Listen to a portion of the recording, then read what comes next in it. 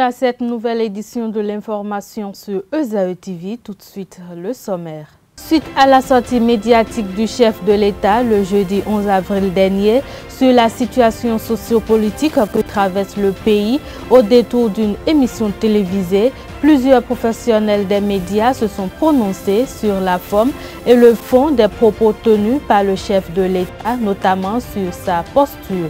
À suivre dans cette édition, l'analyste politique Distel Amoussou. Les experts de l'association Groupe d'action pour le progrès et la paix GAP Afrique se sont réunis pour présenter le rapport 2018 de l'indice de la société civile pour le développement durable dans l'après-midi de ce lundi 15 avril 2019 à la Maison de la société civile.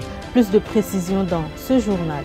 Les étudiants de l'École supérieure d'administration d'économie, de journalisme et des métiers de l'audiovisuel ESAE ont participé à la deuxième édition de la foire ESAE qui annonce la semaine culturelle à Grand Popo.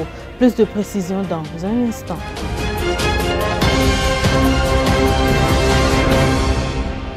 À nouveau, bonsoir. Reçu par Nadège Djirouan dans l'émission L'invité du 14 avril 2019, l'analyste politique et consultant en communication média Distel Amoussou s'est prononcé sur l'émission Le moment politique du chef de l'État Patrice Talon. Il a apprécié la forme et le fond des propos tenus par le chef de l'État, notamment sa posture. Pour plus de précisions, suivez. Alors, c'est le personnage qui s'est exprimé. Vous savez, tout ce que nous disons, nous le disons avec notre personnalité, notre éducation et notre être. La posture, ce qu'on appelle communément en matière de communication gestuelle, n'est-ce pas, part toujours de l'essence éducationnelle, de l'essence conjoncturelle et de l'essence objective. Parce que, en fait, le chef de l'État a fait l'option d'un ton apaisé. Le chef de l'État a fait l'option d'un ton apaisé. Il a fait l'option d'un discours franc. Et il n'a pas eu peur d'être vitriolé. Il n'a pas eu peur d'être attaqué. Il a ôté ce qu'on a toujours reproché à nos souverains en Afrique. Il a ôté l'arrogance.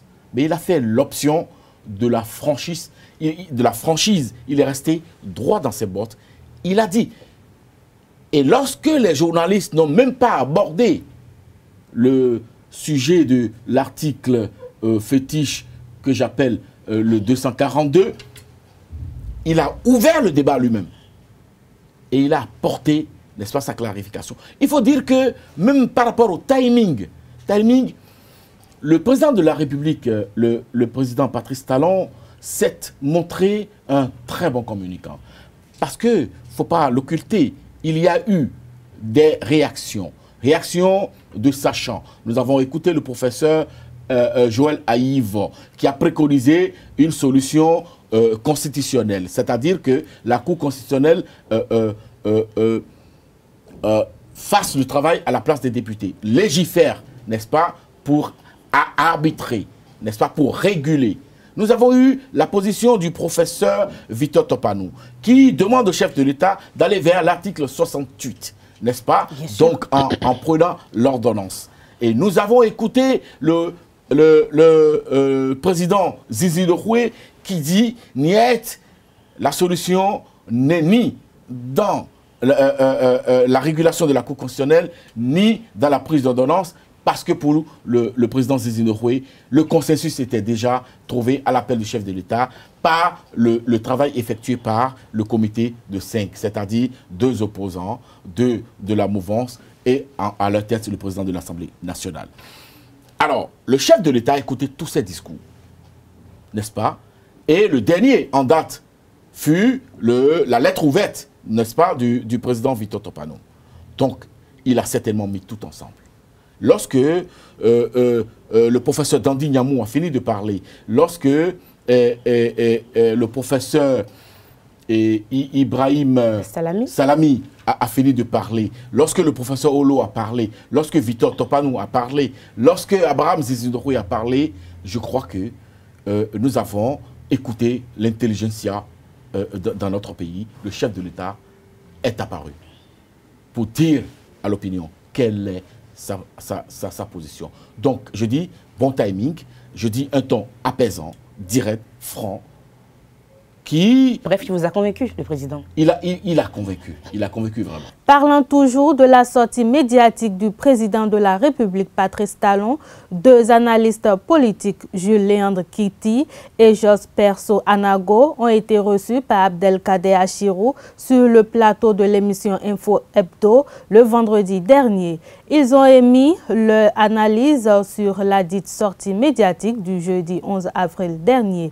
Jules Léandre Kitty se dit insatisfait de la démarche de Patrice Talon. Oui, pour que je dise s'il m'a convaincu ou pas, il faut que je vous livre ce que j'attendais de lui. Déjà, ce que j'attendais de lui, c'était qu'il vienne aider à ce que les élections, le processus électoral se passe autrement qu'il se passait. C'est-à-dire quoi? C'est-à-dire qu'on ait la possibilité qu'il ne soit pas consacré, que ce sont seulement les deux partis validés par la Sénat dans les conditions que vous savez, qui soient autorisés à participer au scrutin législatif de 2019. Parce que dans l'absolu, je commence par dire ça maintenant, dans l'absolu, on ne peut pas être fier de ce processus. On ne peut pas être fier d'un processus où, pour une première fois depuis 1990, l'interprétation des lois électorales a posé tant de problèmes. Donc je m'attendais à ce que le chef de l'État, lui qui le 6 mars a dit qu'il n'est pas heureux de ce qui arrive et que ce ne serait pas acceptable, j'utilise son adverbe, son adjectif, ce ne serait pas acceptable que nous organisions ces élections sans au moins une force de l'opposition et qu'il faut que les élections législatives de 2019 se fassent avec une participation plus large, j'utilise encore ces mots, en demandant à ce qu'on recherche le consensus. Alors, le consensus n'étant pas trouvé, je m'attendais à ce que le chef de l'État vienne dire « Ok, ce qui constituait la source de mon amertume, vu que vous n'avez pas trouvé la solution, mon amertume est encore renforcée. » Mais il a dit le contraire. C'est une option. Parfois, c'est nécessaire peut-être pour que quelqu'un puisse avoir encore le courage de continuer là où c'est dur, parce que ce n'est pas facile d'être à sa place. L'autre chose que j'attendais de lui, qu'il prenne une décision, on lui a fait beaucoup de propositions. Beaucoup de propositions. Et là, je dénonçais le monde universitaire, je dénonçais les intellectuels. Mais à un moment donné, je pense que le ridicule est reparti bien loin. Et après, des gens commençaient pas à faire des tests, des propositions assez solides. Je m'en voudrais de ne pas saluer les déclarations de ces 7 intellectuels et anciens ministres et autres qui ont quand même écrit de bonnes choses pour dire au chef de l'État maintenant, qui savent ce qui se passait, ce qui se passe maintenant, ce qui peut se passer. Alors, il y a eu d'autres propositions aussi que le chef de l'État pouvait exploiter, mais le chef de l'État a estimé qu'il n'était pas en position, en capacité d'utiliser ses moyens. Mais je ne l'ai pas vu suffisamment dire qu'il se retrouve dans la triste obligation de devoir demander à ce qu'on continue. C'est vrai, il a utilisé le terme, il a dit entre deux mots, il faut choisir le moindre mal. Mais nous sommes sur le terrain de la communication et de la communication de crise.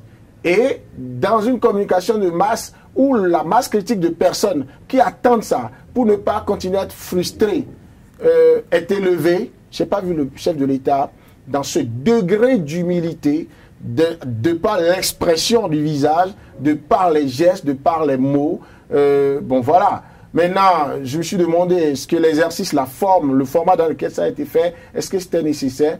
Pour moi, il n'est pas un extraterrestre, il a ses défauts. Donc, je n'ai pas été vraiment satisfait sur le fond, sur ce que je souhaitais. Mais mes aspirations restent mes aspirations. L'environnement juridique pour les organisations de la société civile OSC au Bénin ne sont pas améliorés. Les OSC ont subi d'énormes restriction à leurs droits et liberté d'expression. C'est suite à cet état de choses que les experts de l'association Groupe d'action pour le progrès et la paix GAP Afrique se sont réunis pour présenter le rapport 2018 de l'indice de la société civile pour le développement durable. La réunion a eu lieu dans l'après-midi de ce jour à la maison de la société civile de Cotonou. Suivez plutôt.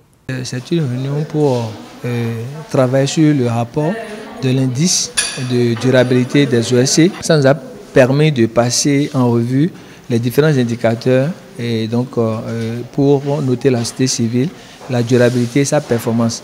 Et au regard des débats, nous pensons qu'il y a vraiment beaucoup de défis encore à relever parce que au regard des scores des années passées, on a vu que à des niveaux donnés, il y a eu des améliorations, mais ailleurs, les notes sont dégradées. Cela voudrait dire quoi? Qu'il faut beaucoup travailler pour consolider la société civile. Mais dans tous les cas, il y a eu des efforts en termes donc, de renforcement de capacité, en termes de plaidoyer, avec des initiatives de labellisation, les poules thématiques, la présence des référents dans des départements pour appuyer les OSC. Je pense que ça, avec des bonnes pratiques pour la mobilisation des ressources internes des OSC, tout ça, c'est des pas et c'est des points que nous avions gagnés. Et le grand défi, c'est comment faire pour que les ONG puissent se mettre en groupe pour faire un lobby plus fort afin de défendre les causes vraiment au niveau donc, des autorités étatiques. Et ça, c'est le grand défi aujourd'hui qui nous attend. Et je pense qu'avec cette dynamique de rencontres périodiques, nous puissions donc progressivement amener les autres, les grosses structures à comprendre qu'il faut travailler également avec les petites structures pour être beaucoup plus fort en termes d'impact de nos interventions. Tout n'est pas rose et tout n'est pas mauvais non plus parce qu'il y a certains aspects, certains points qui ont connu d'amélioration, d'autres ont connu de régression, de dégradation. Donc la balle est dans le camp de la société civile de faire des efforts surtout sur les points, aussi bien sur les points qui ont progressé que sur les points qui ont régressé, au fin d'améliorer ces points-là. Je pense que c'est une très bonne initiative parce que ça permet également de se mesurer aux autres pays et en Afrique et à l'international pour voir s'il y a des améliorations à faire. Donc je pense que GAP Bénin est sur la bonne voie et nous l'encourageons à continuer.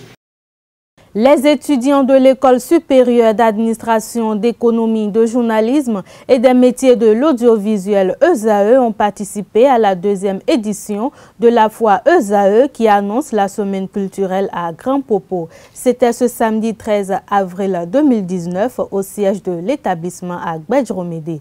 Plusieurs apprenants sont venus présenter le savoir-faire à travers des expositions de stands.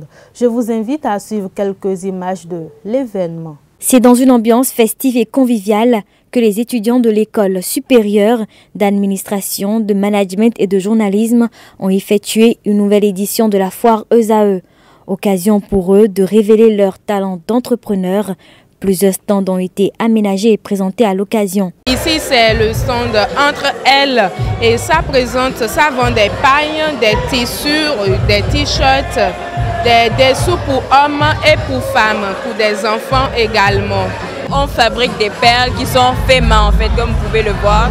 C'est fabriqué par nous-mêmes et c'est ensuite vendu en lot, ainsi de suite. Des boucles d'oreilles, des bracelets, des colliers, un peu de tout, mais tout est en perles. Ça peut être aussi fait sur commande, c'est-à-dire vous commandez ou vous voyez un modèle quelque part qui vous plaît, nous contactez, on reproduit. Ici, on vend du baobab, du yaourt, du jus d'ananas et du jus d'orange.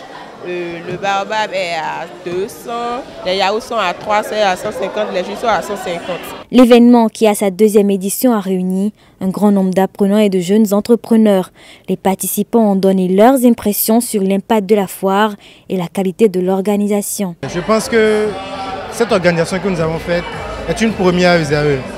La foire se déroule très bien, les participants ne regrettent pas d'avoir payé les frais d'inscription.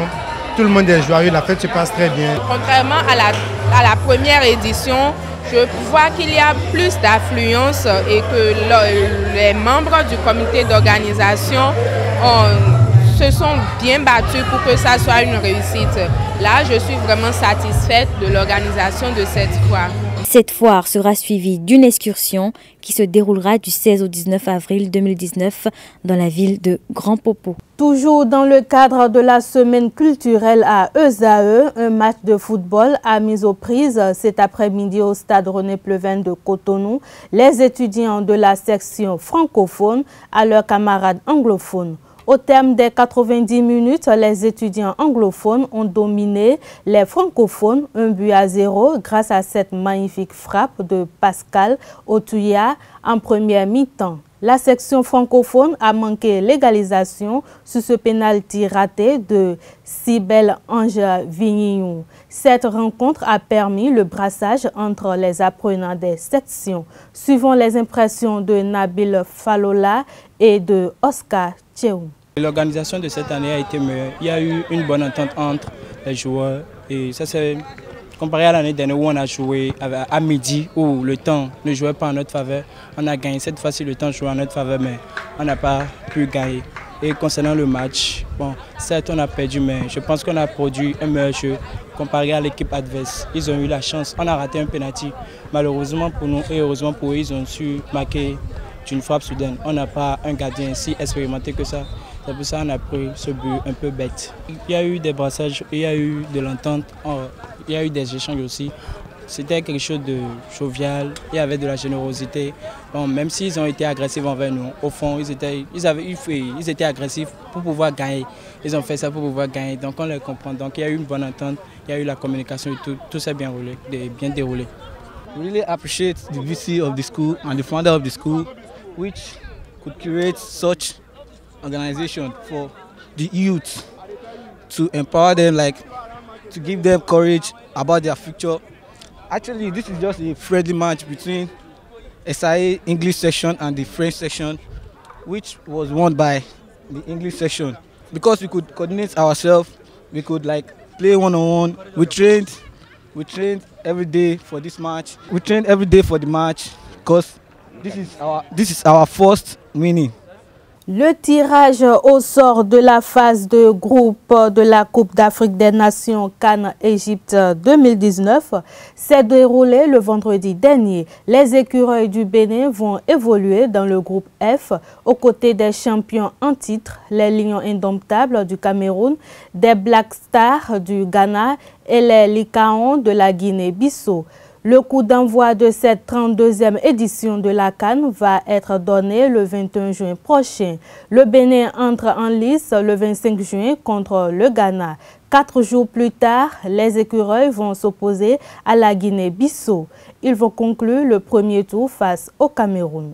Les 5 autres groupes sont groupe A, Égypte, Congo, Ouganda et Zimbabwe. Groupe B, Nigeria, Guinée, Madagascar, Burundi. Groupe C, Algérie, Sénégal, Kenya, Tanzanie. Groupe D, Maroc, Côte d'Ivoire, Afrique du Sud, Namibie. Enfin, groupe E, Tunisie, Mali, Mauritanie, Angola. La 22e journée de la Vitalor Ligue 1 n'a pas souri à ESAE Football Club. La formation universitaire a chuté dimanche contre les Dragons de Lomé, 1-2 après 6 matchs sans défaite. Voici le résumé de la rencontre.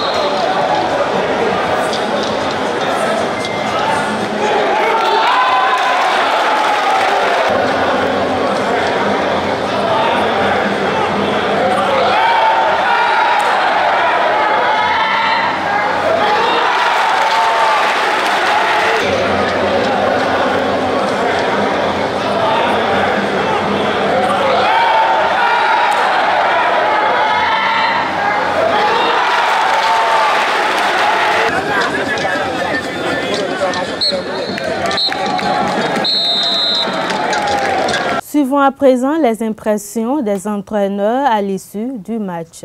Oui, une victoire dans la souffrance, parce que les 10 dernières minutes ont été très pénibles pour nous, parce que l'adversaire nous a acculés dans notre moitié de terrain. Et n'eût été un peu la vigilance de notre défense, on aurait encaissé un but qui allait apporter l'égalisation. Ben, écoutez, Esaü, c'est une très bonne équipe. Tactiquement, techniquement, ils sont très bons. Et peut-être qu'ils ont un peu péché par le collectif, parce qu'une équipe qui, tactiquement, ils ont des individualités et il n'y a pas de collectif, c'est un peu, ils ne s'attendent pas. Donc, ma foi, ça nous a souri. Donc, espérons que la suite sera aussi bonne que ça. Oui, des regrets, en ce sens que pour ce qu'on a fourni ce soir, on ne méritait pas de perdre. On ne méritait pas de perdre, vu la prestation de mon équipe, on ne méritait pas de perdre. Mais j'avais en face une équipe aussi qui jouait. Mais vous voyez, il y a un mal de notre football qui est toujours là. Donc il va falloir vraiment corriger ce mal et vous verrez que ça ira. Des acteurs, vous avez vu le match. Vous avez vu le match. Jugez les 3 buts, comment ça s'est passé. Vous êtes des acteurs. Moi, particulièrement, je suis satisfait de la prestation de mon équipe. J'ai perdu, mais je suis satisfait de ce que mes joueurs ont présenté ce soir. Les autres résultats de la 22e journée de la Vital'Or Ligue 1. Aspac Assos 0-0, Buffle FC à Franco Omnisport 1-0, Soleil Jacques 0-1, Énergie Dynamo d'Abomey 1-2, Beke Ayema 1-0, Panthère JSP 2-0, USS Kraké UPONM 0-0, Tonnerre et Asvo étant au repos. Fin de cette édition, merci de nous avoir suivis. Restez toujours connectés sur les www.ezautv.bj. Bonsoir.